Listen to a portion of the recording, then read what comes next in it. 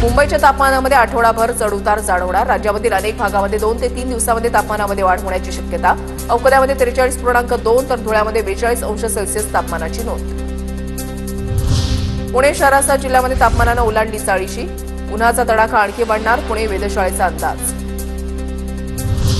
April महिन्याच्या पहिल्याच आठवड्यामध्ये धुळे शहरातील तापमान 40शी पार। धुळ्यामध्ये 42 अंश सेल्सिअस तापमानाची नोंद। नागरिकांनी दुपारी घराबाहेर पडू नये, प्रशासनाकडून आवाहन। यवतमाळमध्ये तापमानाचा पारा चांगलाच भडकला। उन्हाचा पारा 42.4 अंशांवर। नागरिकांना काळजी घेण्याचं आवाहन। चंद्रपूर जिल्ह्याचं तापमान 43 डिग्री सेल्सिअसवर। अति आवश्यक काम असल्यासच घराबाहेर पडा, जिल्हा प्रशासनाकडून नागरिकांना आवाहन। जळगावमध्ये तापमानाचा पारा 42 अंश सेल्सिअसवर। यंदाच्या हंगामातील सर्वाधिक तापमानाची नोंद। येत्या 2 दिवसांमध्ये तापमानामध्ये वाढ होण्याची शक्यता। छत्रपती संभाजीनगर महापालिकेच्या सिद्धार्थ उद्यानामध्ये वाघांची विशेष काळजी।